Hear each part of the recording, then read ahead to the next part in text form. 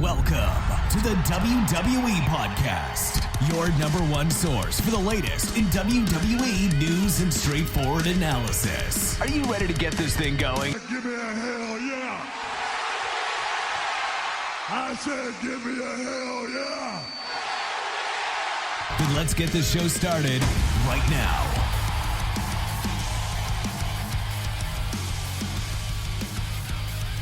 What's up, guys, and welcome back to Rivalries on the WWE Podcast as we are well into March 2021, and it is not crazy that not only are we already done the winter, we are approaching WrestleMania season. There's a light at the end of the tunnel with all of this COVID nonsense, at least for my friends down there in the United States, as I'm up here in Canada and we are way behind the eight ball in that regard. But at least it seems like everything, all in all, is starting to look a lot more positive. And in better news, The Miz is no longer WWE Champion, which is arguably the most positive news one could have right now. And I'm not going to go too much into the current product today, but I'm very happy that Bobby Lashley is the WWE Champion. I remember being on with Matt last year around May or June, and we were talking about when he was feuding with Drew McIntyre back then. I want to say it was the Backlash pay-per-view, the greatest wrestling match of all time, that Bobby Lashley had a chance against Drew McIntyre. And we were discussing then that we would have been open for him getting a run with that championship. But look, it all worked out for the best because they built Bobby Lashley into one of the best wrestlers of the last calendar year, I would say. Ever since MVP has been with him. Ever since MVP has been put with Bobby Lashley, that whole tandem, that faction, along with Shelton Benjamin and later on Cedric Alexander, has been, in my opinion, probably the best thing other than Roman Reigns on WWE programming over the last calendar year. And I don't know when the last time they've built a better superstar than Bobby Lashley. Him having that lengthy reign with the United States Championship, looking like a pure beast in doing so. Protected losses when he lost to the triple threat match as Matt Riddle got the pinfall. John Morrison, just absolutely stoked for what they did with Bobby Lashley and the Hurt Business as a whole. And I've said it before, I'll say it again. I was the biggest critique of them bringing back MVP. I didn't understand why they did in the Royal Rumble. I didn't get it. But he has been the straw that has stirred the drink for the Hurt Business and for Bobby Lashley. And I know Bobby Lashley is the star, but I maintain without MVP, there is no Bobby Lashley WWE Champion. I believe that because they have tried numerous different approaches with Bobby Lashley. I'm sure you guys remember about 2-3 years ago, they had Leo Rush beside him trying to be his mouthpiece. That never got him higher than an Intercontinental Championship.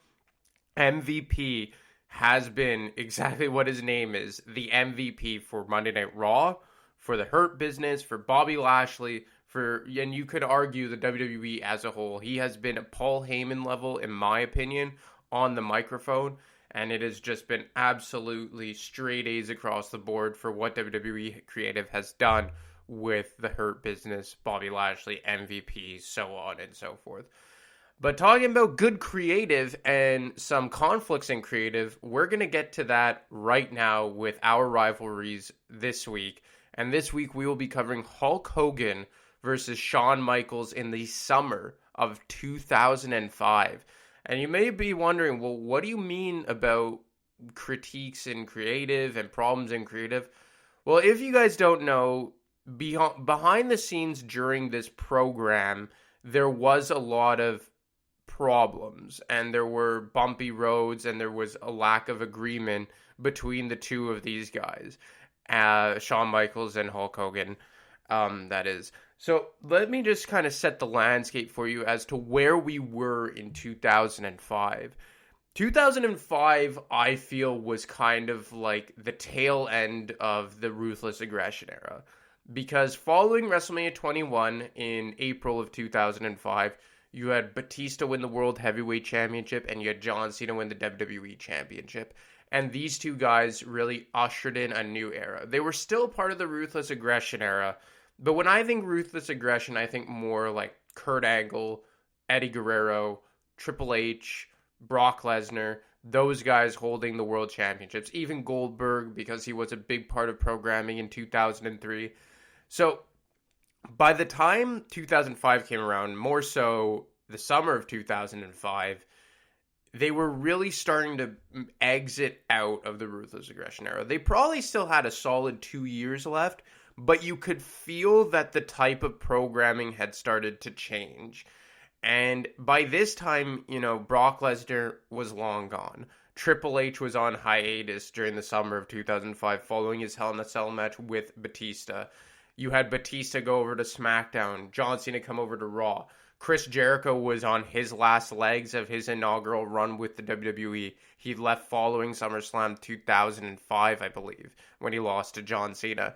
So there were winds of change as to who was leading this company, and front and center were John Cena and Batista, and to a lesser extent, Randy Orton, which is weird to say to a lesser extent, as he's the only still full-time competitor out of those three, and you can make the argument is the best of those three. I think he's unarguably had a better career than Batista has, and you can make the case that he has had a better career than John Cena, depending what your flavor is.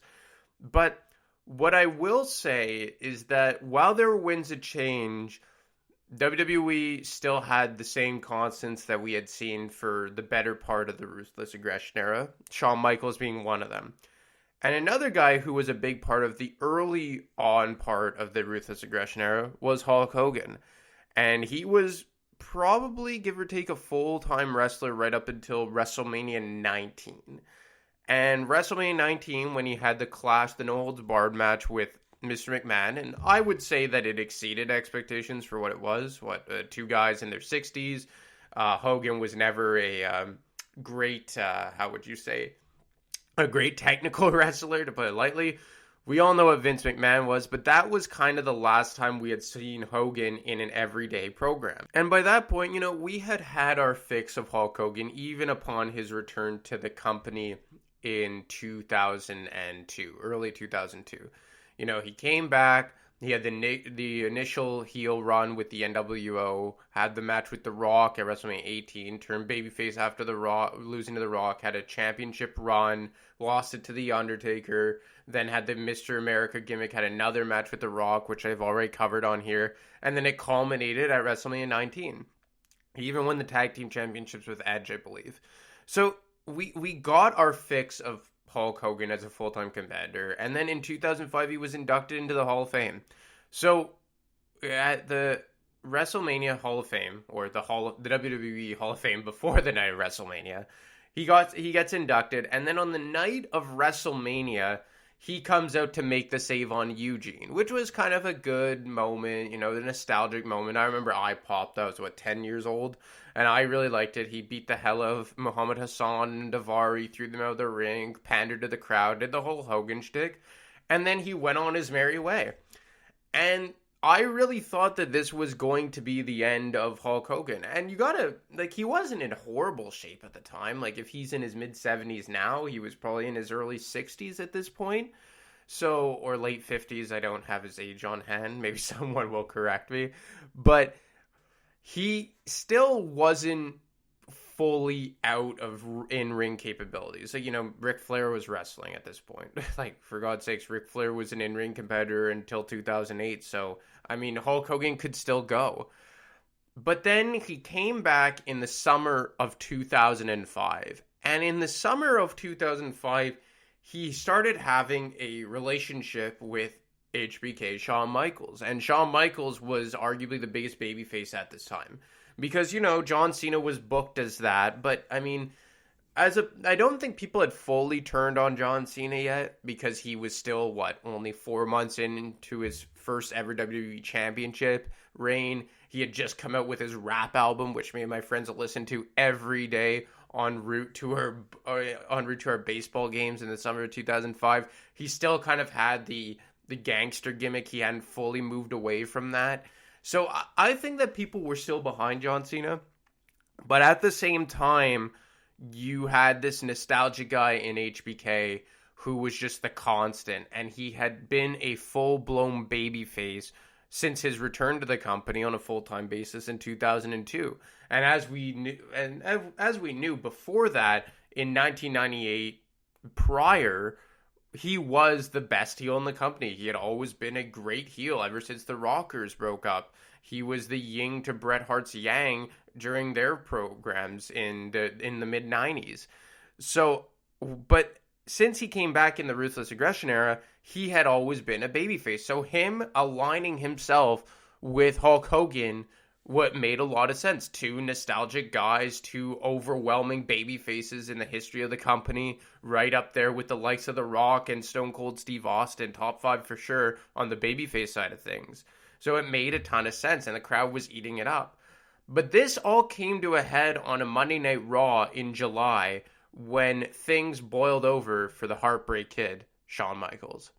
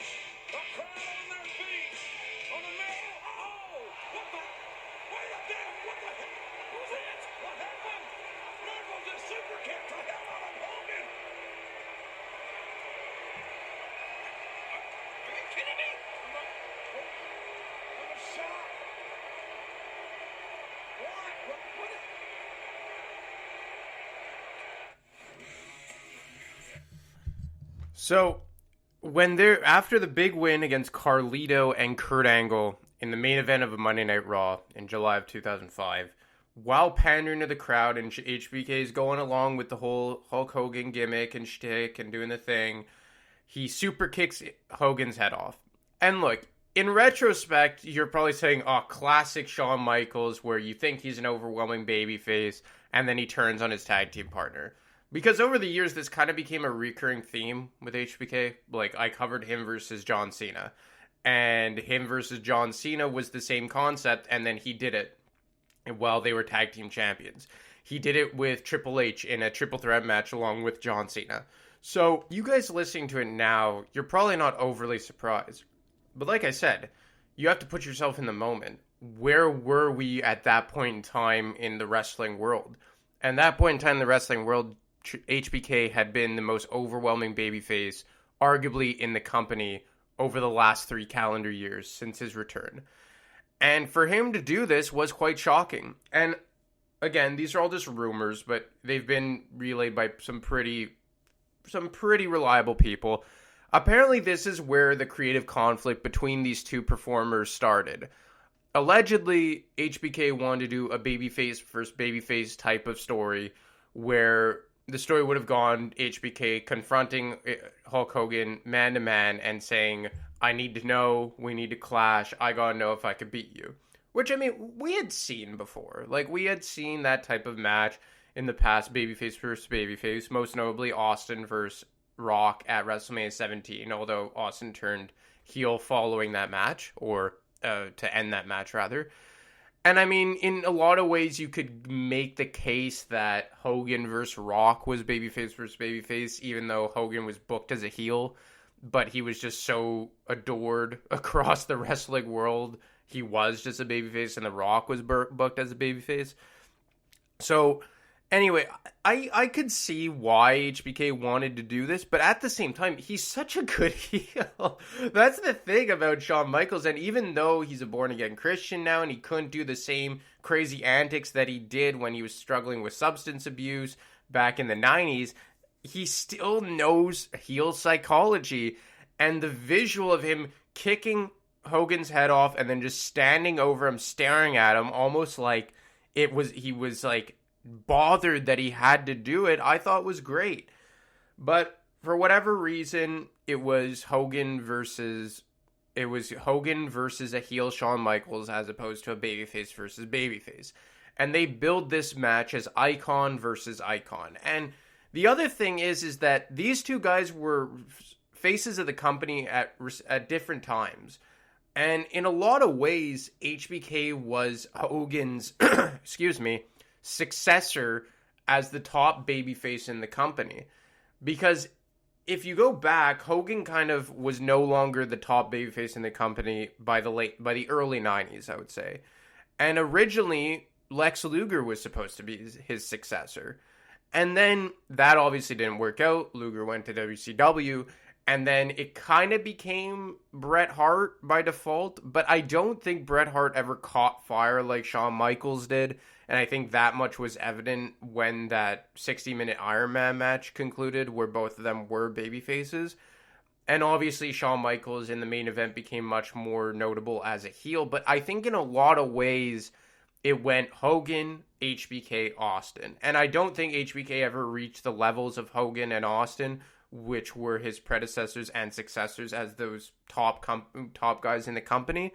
But I would say that in, let's say, the mid-90s, it was Hogan, it was HBK and Hart, but I would give the edge to HBK just because he was so damn good. And I just think he was a more intriguing character than Bret Hart. I just think, and especially when the Attitude Era got ushered in, HBK was that guy that kind of spearheaded that. Like, and the crazy thing is that these two were going head-to-head on opposite shows in a lot of ways. Hogan was over on Nitro as the top heel in the company, leading the NWO. And HBK was the top heel in the company, leading DX on Monday Night Raw. So, I mean, it made a lot of sense in so many different ways for these two to be pitted against one another. Now, whether or not you think it should have been face versus face like HBK wanted, or face versus heel like Hogan wanted, that's just up to you. I think that from a kid perspective at the time, I liked this, that Hogan was the face, HBK was the babyface, or heel rather. Sorry, I'm getting all mixed up with my words today. And off to the races we go. I remember being that way. But now looking back on it in hindsight as an adult, you probably wanted a more realistic storyline. And if we're looking at it in a realistic perspective, why would Shawn Michaels turn heel on the turn of a dime out of nowhere? That's kind of the way I look at it. Like, it just made no sense. And following this program, Shawn Michaels went back to being a babyface. So he literally turned heel for like a month and a half, give or take. And as I've gotten older and I've matured, obviously, with my age, like it happens with everyone, I look for realistic storytelling in wrestling. That's what I look for when I watch the WWE. And from a realistic standpoint, it really just made no sense that HBK would turn heel like this. But, again, that's up to you. It's your personal preference. So that's where the creative conflicts between the two behind the scenes started. And it kind of started parlaying into the on-screen a bit, and we'll get to that. And it really came to a head with what happened at the SummerSlam match, which main evented the show. But the best part about this program, I think, was a segment on Monday Night Raw in Montreal, which I was at. I was at this Monday Night Raw, and I remember it like yesterday. And it didn't even involve Hulk Hogan. It was Shawn Michaels. And it was one of his first segments in Montreal since the Screwjob. He had come out once at No Way Out 2003, but he wasn't even involved in the match. He just ran out and interfered in a match. But this was the first time he had ever spoken in Montreal, and I could be wrong on this, but I'm fairly certain, since the Montreal Screwjob in 97. And the rumor was that WWE never wanted to bring him out for a match or a promo because he was always a babyface, but they knew he would get booed out of the building if they ever brought him out, whether he was babyface or heel in Montreal. And to be honest, Montreal is a typical crowd that just cheers for heels. Like, I don't know if you guys remember La Resistance, the guys who were billed from Quebec, the most over heel tag teams probably in the company in 2003, 2004. Yeah, well, they got a homecoming when they came to Montreal, just because they're French, and they came out and they said, "Bonjour, nous sommes la Resistance," and then everyone popped and they went nuts. So, just to say, it was a heel crowd, but I don't think there was any way they were going to cheer the heel in this instance because it was HBK Shawn Michaels. And when he came out to open the show on Monday Night Raw in August, in the build to in the build to SummerSlam rather, it was a perfect storm and a best case scenario for Shawn Michaels to build himself as a heel in a short amount of time.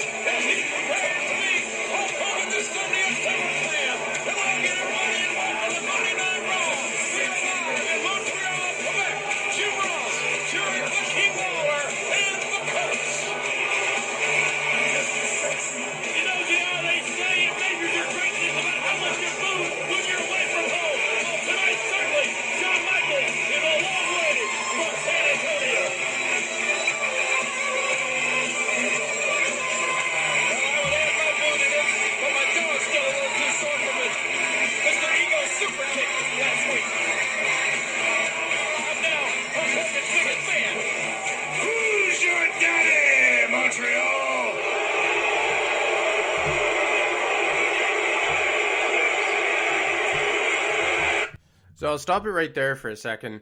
Have you ever heard Shawn Michaels get booed like that since he came back in 2002? It was nuts. And like I said, they had a short amount of time to build him as a top heel. And my God, this was the perfect way to do it. He knew what to do. He came out in a suit, that shit grin smirk on his face. And then he opens up with "Who's Your Daddy, Montreal?" Like, it was just the perfect storm for them to completely build him as a top heel in the company, and they knew he was going to get booed out of the building in Montreal. Like, that was just, it was well documented that Montreal hated Shawn Michaels. And like I said, I'm like 95% sure that this was his first promo in Montreal in, what was it at this point, 8 years? So it was a long time coming for Montreal to get their true feelings out on Shawn Michaels for what had happened in 97. So I was in the building and the chorus of boos were insane. So let's just get into what Shawn Michaels had to say to the Montreal faithful.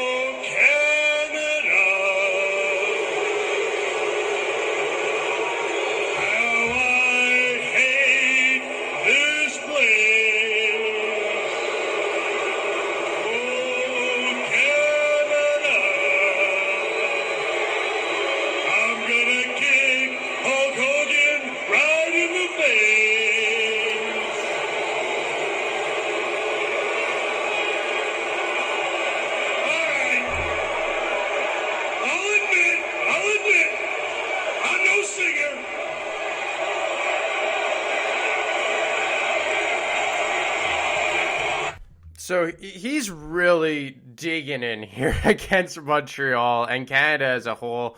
But like the thing is that unless you're from Canada, or more specifically from Quebec, which I am, I'm born and raised here, like Montreal, Quebecois, they're a different animal than the rest of Canada. They're very proud people, and I don't completely identify because I'm an Anglophone in Montreal, but I do speak French. Bonjour, je m'appelle Anthony, just to give you a taste of it. But they're a very overwhelming crowd, and while you're making fun of Canada, you're antagonizing almost the most polarizing group in Canada as a whole, in Montreal, in Quebec.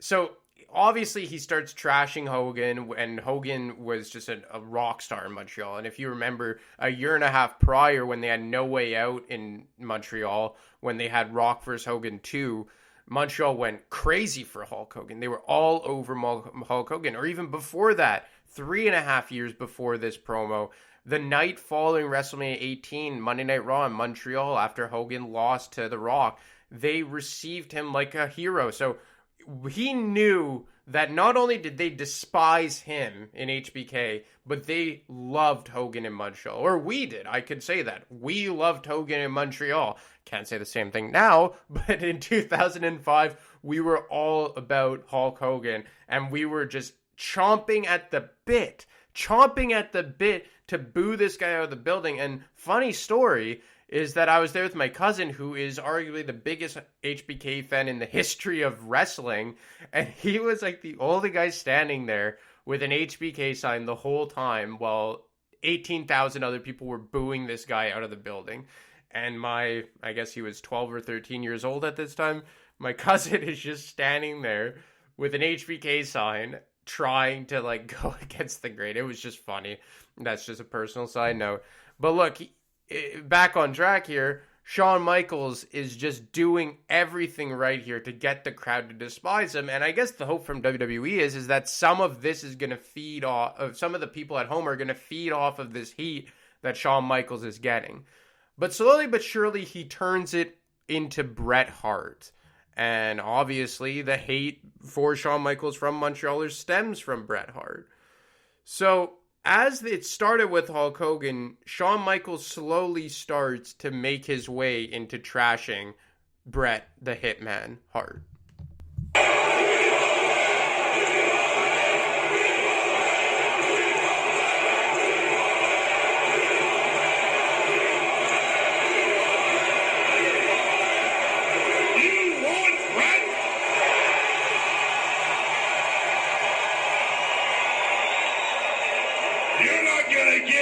Because I screwed Bret.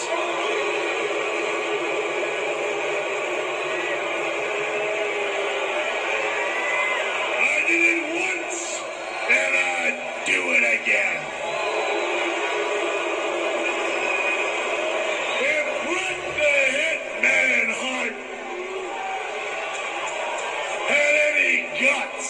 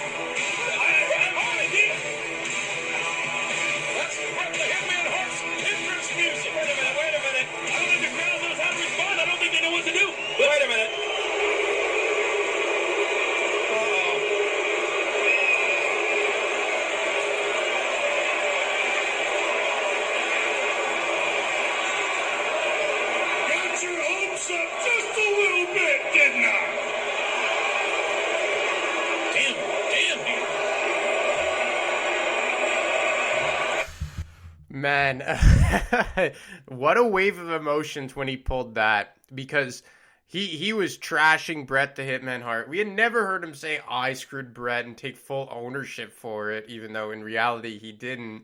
But I remember when that music hit, it was the loudest pop I had ever been in. And to be fair, I haven't been in a bunch of WWE crowds, but I thought the Bell Center's roof was going to blow right off the structure of the building when that music hit. And we hadn't seen Bret Hart in 8 years on WWE programming. And lo and behold, it was a joke played on us by Shawn Michaels to cement himself as a heel. And then he went on to keep trashing the crowd and Bret Hart and Hulk Hogan. He did all that dance. And later on in that night, in a dark match, he tagged with JBL and Kurt Angle against Hogan, Batista, and John Cena to really cement himself as a top heel in the company. You know, tagging with Angle and JBL, the two most over heels in the company at that time, you could argue. And going against John Cena, Batista, Hogan. So that, in the go-home show to Monday Night Raw, they really did a good job here to have Shawn Michaels go over as that big heel heading into SummerSlam. So SummerSlam comes and goes, and this is where I'll touch on a bit about how the creative differences allegedly were going on between the two, because Hogan won this match, but allegedly they were supposed to have HBK win the match, and then at the last second Hogan says, I don't want to lose the match, I want to win. And then there was discussions that they were supposed to have a rematch at the Unforgiven pay-per-view. Lo and behold, Hogan says he doesn't want to, and he wants to have one match and just beat Shawn Michaels fair and square, and we go on our separate ways. And, you know, Shawn Michaels had also done, like, the Larry King thing, or Larry Fling, where he mocked Hogan and was pretending to be old, this and that. So we started kind of seeing the conflict behind the scenes between the two kind of seep out into the on-air programs, and the Larry Fling thing is a big example of that Shawn Michaels did.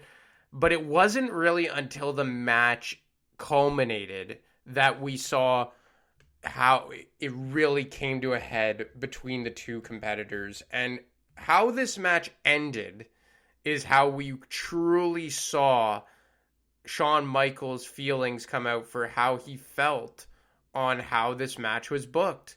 And I just don't think he felt that respected, and for good reason.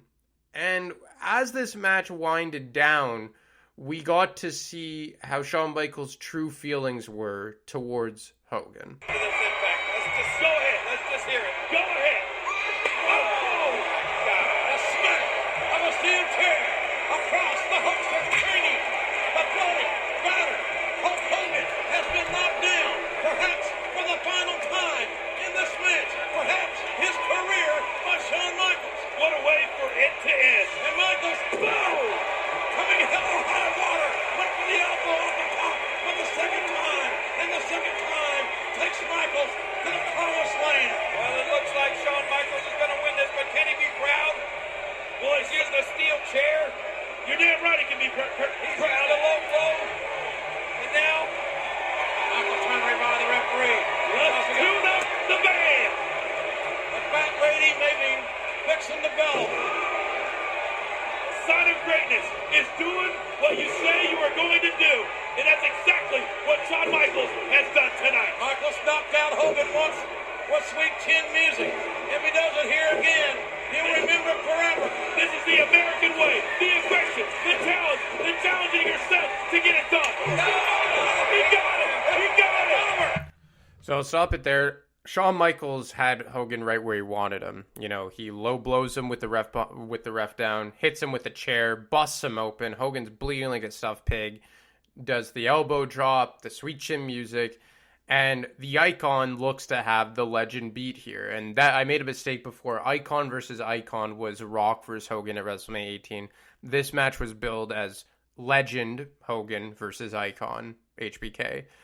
So you think that HBK is about to have the match sealed, but in classic Hogan fashion, he out of nowhere gets a breath of fresh air. It's over! It's over! He got it! Michaels got Hogan with a Sweet Chin music! Epic counting! Forget about it! Oh!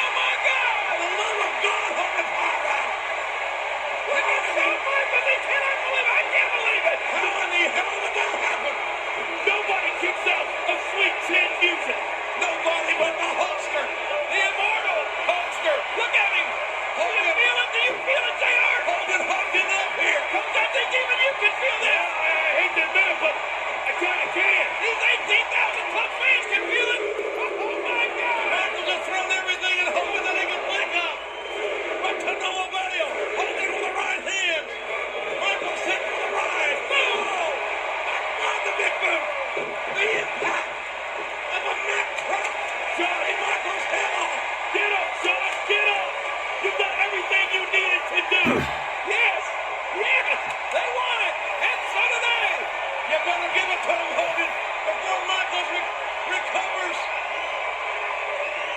Hogan, can he? There it is! The leg drop!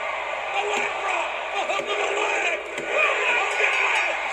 Hogan wins! Hulkamania lives!